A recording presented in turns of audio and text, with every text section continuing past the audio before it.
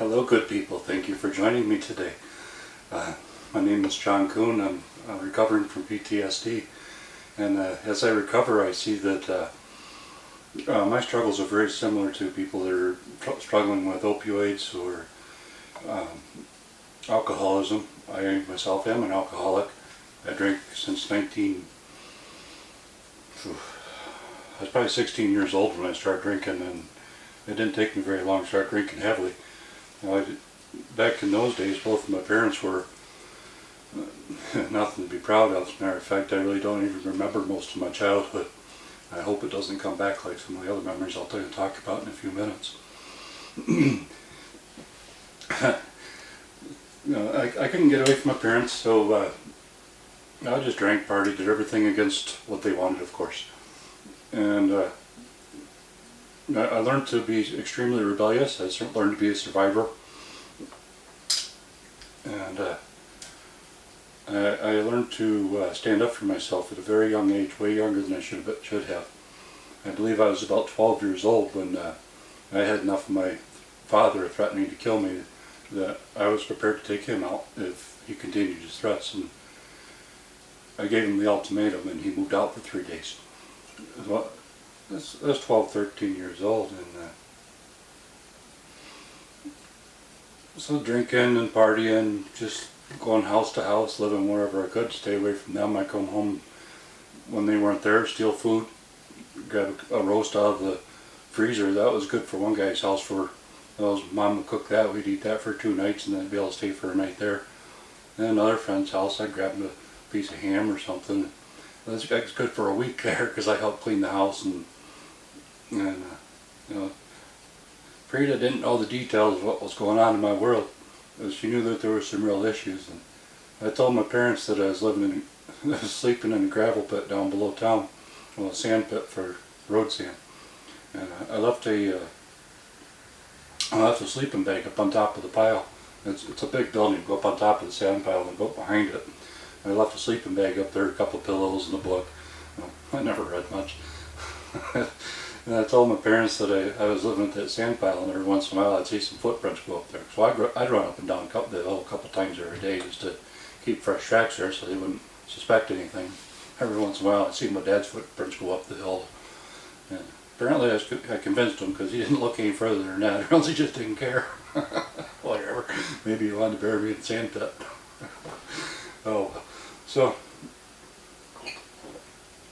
as soon as I got out of high school, I had a decision. I wanted to go to auto mechanics. My parents told me I was going to live with them while I was going to college. I said, that's not happening. I'm going to college to get away from them. So I started looking at the military a little bit. I was looking at the Air Force. A friend of mine was looking at the Navy. And we found out in the Navy you can go in the buddy system. So the two of us went through boot camp together, and we were on the same duty station for the 4 years we were in, from 86 to 90. August 86 to August 90, we were on the USS Bellwood station in San Diego. I thought I was doing really good, because all the hells were gone. I had a pretty bad reputation because I was always partying all the time. And when the parents see Johnny coming, lock up your daughter. Because I was a bad influence, not that I was misbehaving. If there was going to be a party, I knew where it was, and I was probably the one that was organizing it. There again, just to get away, to be away from my family. So I'm in the Navy, floating around the ocean. We're out at sea for the first time. It's just spectacular. You can't see land anywhere. We pulled in closer to the shore up at Camp Pendleton and load up the machine. Load up with, I think about 2,500 Marines. We bring in the Harrier jump jets, a couple different kinds of helicopters, and the landing. We bring in 4 landing craft in the back of the boat, and we're heading up on a Westpac. We're going to Alaska first. And the Marines think they're just going to go for a ride and go port to port. They don't know that once we get to Alaska, they're going camping. It's January and there's icebergs out there, so we had to be careful to not hit icebergs when we're trying to get close enough to land them.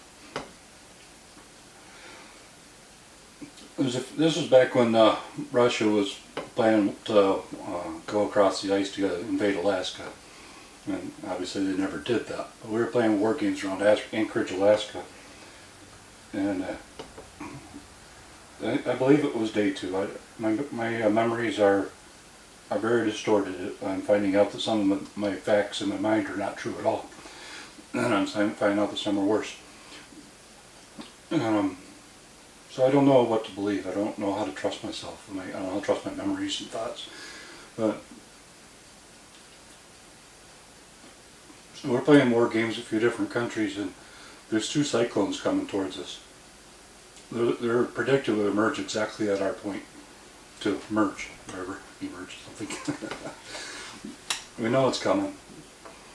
The way the swells get up to up 15 feet, we're still putting aircraft in and out.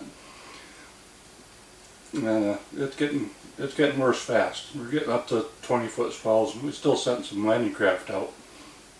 From my recollection, they sent 2 landing craft out loaded with Marines. The swells got to 36 foot.